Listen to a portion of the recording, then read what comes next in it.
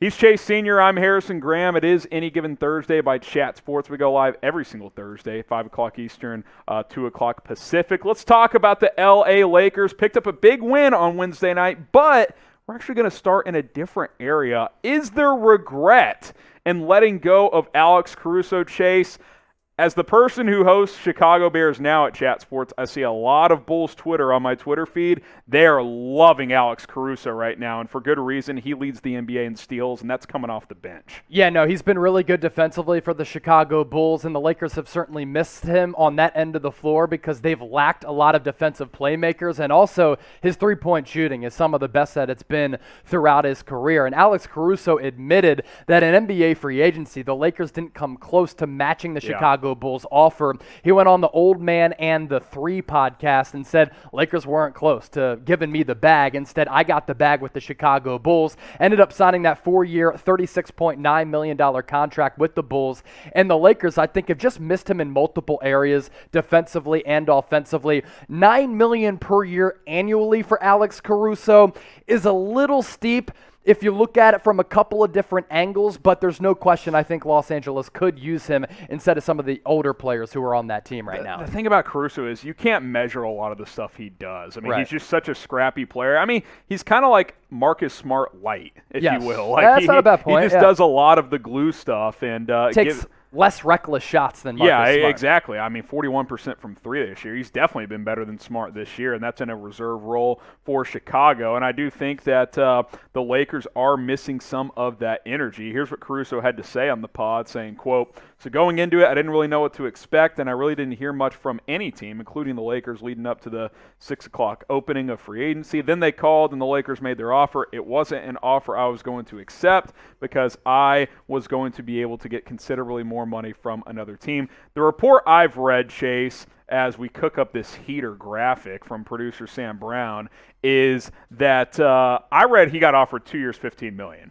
Yeah. So half the years, $7.5 million per, and about $2 to $2.5 million less per year. A guy like Caruso, this might have been his one chance to cash in, so he had to take the bag in Chicago. And it's not like he went and secured the bag with an awful basketball team. He went to arguably the perfect situation out there. Chicago, with that starting five of Zach LaVine, DeMar DeRozan, Lonzo Ball, Patrick Williams now out for the year, so they've kind of been filtering a couple players in at that fourth spot. Vucevic just went on the COVID list.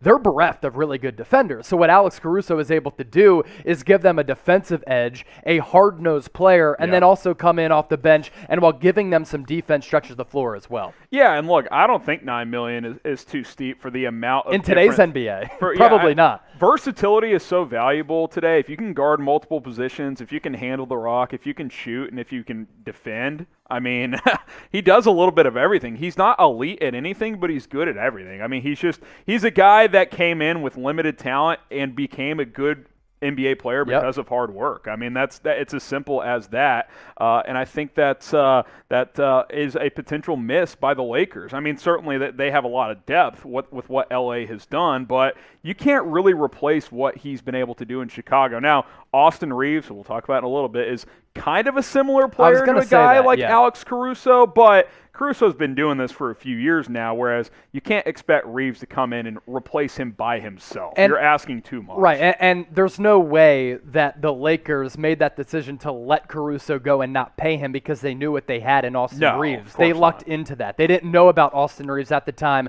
when Caruso had signed with Chicago. Was it a mistake to not re-sign him? Type M for mistake, type G for nah, we're Gucci, we're fine. I don't know, man. I think they're missing Caruso. I know LeBron, when he and LeBron played together, their plus-minus was just ridiculous. It was good, over the last two seasons. So big component of that championship team as well. No doubt about it. So let us know what you guys think in the comments. Speaking of Reaves, he got a little banged up. What's going on with him, Chase? Yeah, so he's going to miss at least 2 weeks with a strained left hamstring. Yeah. Of course, those injuries, soft tissue injuries, they're problematic because they can linger for a long time, especially if you try to come back a little bit too soon. Lakers going to be cautious with this. He's really carved out a serious role with this team, at least before he got hurt, earning some really good rotation minutes with his ability to kind of do what Alex Caruso did. Play defense, knock down some threes. In his place, place, you're going to see a little bit more Malik Monk, who in that game last night against the Miami Heat was good. He was unconscious. He was on fire, 27 points on 10 of 13 shooting. And I have to give credit where credit is due. Russell Westbrook at the end of that game was pretty solid outside of that shot at the end of regulation, which was just pitiful, but he did make 2 big buckets down the stretch for LA. But with Austin Reaves, they lose a nice little rotation player, obviously without LeBron James as well for the foreseeable future. Look, other than not getting enough of that LA sun, Austin Reaves has been a great fit with the Lakers. Hit the beach on the off days, Austin, and him and Jack, right? You'll fit in just fine. Let's shift to LeBron now, who's also banged up. So the report that came out earlier this week, I'll put report loosely, was that he could miss 1 to 2 months. Brian Windhorst of ESPN, Chase, suggests otherwise. We'll explore that a little bit further here. But, hey, you guys want to make some money? Follow these steps. BetUS. Go to chatsports.com/bet. Use the promo code CHAT125. That's CHAT125 when you go to chatsports.com/bet. You can bet on who's going to win the NBA championship. You can bet on individual Laker games and a whole lot more. Chatsports.com/bet. Use our promo code CHAT125. Here's Windhorst on LeBron saying, quote, yeah, this is not a severe injury. He's rehabbing this, and from what I have been told, the rehab is going well. He may have to do some reconditioning a little bit, but this is not going to keep him out an extended period. This is not something that is going to dramatically impact his ability, and it's coming at a portion of the schedule with the Lakers where it's not that difficult. They haven't done great, I agree, but this is a time where if you're going to nurse an injury, this is that time of the season, and that is what LeBron is doing. Obviously, this is a sigh of relief for Lakers fans who 3 days ago were like, he could be out 2 months. Yeah. It's not going to be that long. Yeah, and look, when it comes down to some of these soft tissue injuries, as I had mentioned, the complexity of it can be pretty deep. And it was a former Lakers strength and conditioning coach saying, look, LeBron James is basically the bionic man. He's indestructible, or at least has been throughout the majority of his career. That's part of his greatness. And there is a chance that he could miss 4 weeks, maybe even 8 weeks to put his timeline out for a month or 2. So that's what we had passed along. Also, it is an abdomen injury. I think I might have said the other day it's a groin, but it's all in that general same area. Again, that goes to show you the complexity of it. I was not touching my big balls there, but yeah, no, that's what's going down with LeBron James. And I'll tell you this, Harrison, with how valuable LeBron is and how they've looked without him on the floor, the Lakers are probably like, my goodness, we really dodged a bullet.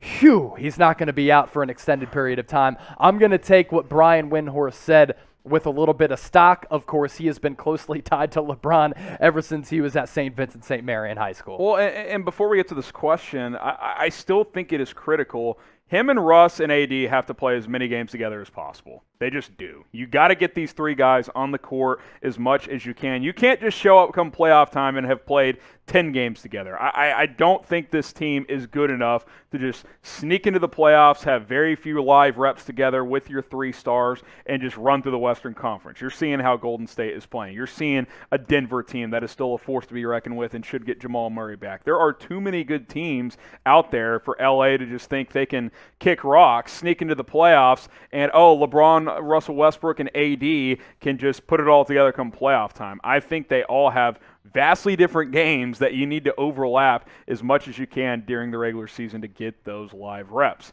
Answer this question. The Lakers are the blank, I should say, best team in the West. If you had to say today, number 2, would you put them as the second best? I don't think so. They haven't played like the second best team in the West. They have the talent to become that, but I think it's Golden State number 1 and everybody else after that, Harrison. I put them in the middle of the pack. Jazz and Suns are 2 and 3 right now. Denver, Dallas right after that. I don't know. I think they're anywhere from like 3 to 8 right now, which is an interesting place to be. If you guys want more Lakers videos, there's only one place for you guys, youtube.com/LakersTV. Harrison, Chase, we're plugging out videos for you guys all the time. They call us the content daddies here at Chat Sports. Closing in on 40,000 subscribers as well. Hey, we're all, by the way, you Lakers fans, our Golden State Warriors channel is humming. Yeah. So if you want to hold off Warriors today, you got to sub, spread the word, share that link with a friend, youtube.com/LakersTV, the latest Lakers news, rumors. We'll have you guys covered all season long. And don't let the Warriors catch up because that channel, it's sizzling, believe it or not.